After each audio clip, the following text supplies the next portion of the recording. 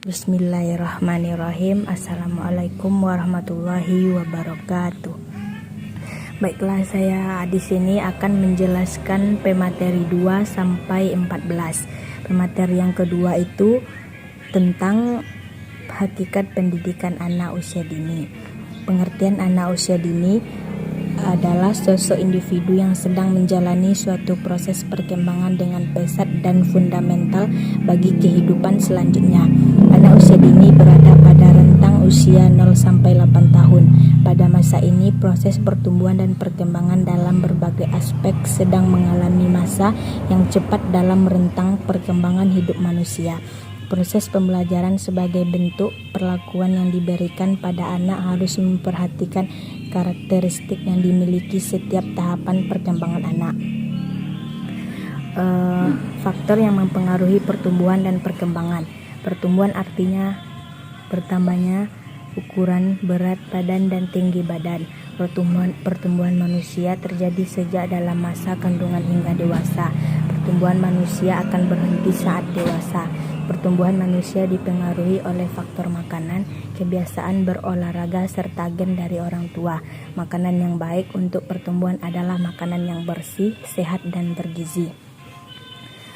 Selanjutnya, konsep dasar filsafat pendidikan anak usia dini. Konsep dasar pendidikan anak usia dini adalah Undang-Undang Nomor 20 Tahun 2003 tentang Sistem Pendidikan Nasional, bahwa pendidikan diberikan saat sejak usia dini dan saat anak dilahirkan. Proses pendidikan anak usia dini dalam pembelajaran dilakukan dengan tujuan memberikan konsep yang bermakna bagi anak melalui pengalaman nyata. Posisi pendidikan sebagai pendamping, pembimbing, serta fasilitator bagi anak.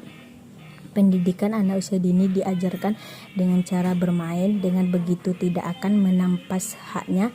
Semua itu untuk semua potensi anak dengan mengedepankan kebebasan memilih, merangsang kreativitas, dan menumbuhkan karakter. Pandangan para filsuf tentang pendidikan anak usia dini. Para filsuf dari berbagai belahan dunia turut mempengaruhi metode pendidikan anak usia dini di Indonesia. Dengan makin berkembangnya proses globalisasi, pengaruh dari luar makin cepat dirasakan, walaupun kenyataannya pendidikan untuk anak usia dini mengakar di benua Eropa dan Amerika. Selanjutnya, aliran-aliran pendidikan.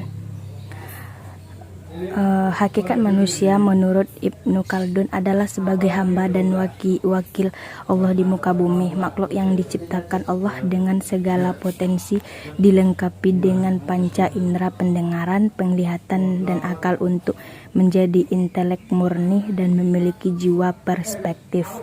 Hal ini didasari oleh kekuatan pemahaman melalui perantaraan pikiran manusia yang ada di balik panca inderanya. Selanjutnya, prinsip-prinsip dan bentuk pendidikan anak usia dini. Prinsip-prinsip pendidikan anak usia dini terbagi menjadi dua. Yang pertama, prinsip-prinsip teoritis dalam pembelajaran atau kegiatan pendidikan anak usia dini. Yang kedua, prinsip-prinsip praktis dalam pembelajaran atau kegiatan pendidikan anak usia dini. Selanjutnya, ilmu pendidikan anak. Tujuan pembelajaran, pengertian pendidikan anak usia dini.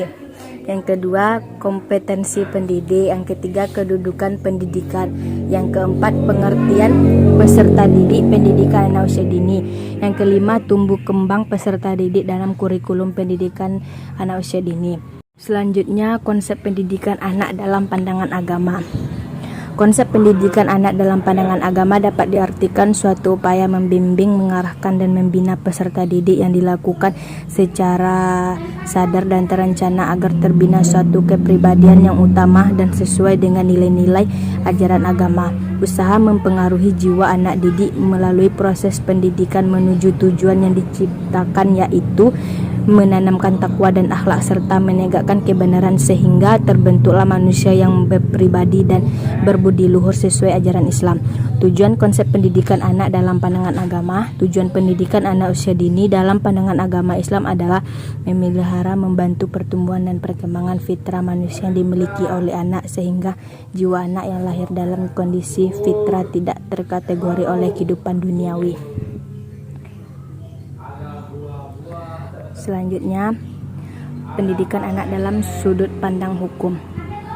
Anak diharapkan dapat mengembangkan segenap potensi yang dimiliki seperti agama, sosial, emosional, bahasa, motorik kasar, dan motorik halus serta kemandirian, memiliki dasar-dasar akidah yang lurus sesuai dengan Al-Quran agama yang dianutnya. Hukum dan perundang-undangan. Hukum adalah suatu sistem yang dibuat manusia untuk membatasi tingkah laku manusia agar tingkah laku manusia bisa terkontrol. Hukum adalah aspek terpenting dalam pelaksanaan atas rangkaian kekuasaan kelembagaan. Hukum mempunyai tugas untuk menjamin adanya kepastian hukum dalam masyarakat. Selanjutnya, pengertian program TPA atau KB, TK atau RA. Undang-Undang Nomor 20 Tahun 2003 tentang Sistem Pendidikan Indonesia terdiri dari pendidikan anak usia dini, pendidikan dasar, pendidikan menengah, dan pendidikan tinggi, dan keseluruhannya merupakan kesatuan yang sistemik. Pendidikan anak usia dini diselenggarakan sebelum jenjang pendidikan dasar. Pendidikan anak usia dini dapat diselenggarakan melalui jalur pendidikan formal, non-formal, dan atau informal. Tujuan program TPA atau KB, tujuan program perkembangan keterampilan atau psikomotorik secara langsung berhubungan dengan keterampilan dan perilaku-perilaku yang memungkinkan anak-anak bersaing melakukannya secara efektif di sekolah. Selanjutnya, manusia sebagai animal education. Pendidikan kegiatan manusia, anak didik manusia komponen sentral dalam sistem pendidikan. Konsep atau pandangan guru tentang hakikat anak menentukan strategi praktik pendidikannya.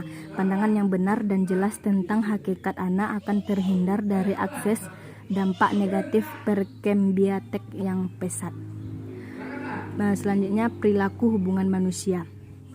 Mempunyai dorongan atau kemampuan untuk hidup dan melanjutkan kehidupan merupakan suatu kesatuan organisasi biologis yang tersusun sedemikian rupa sehingga dapat memenuhi kebutuhan organisme itu secara keseluruhan termasuk pada organisme spesiesnya.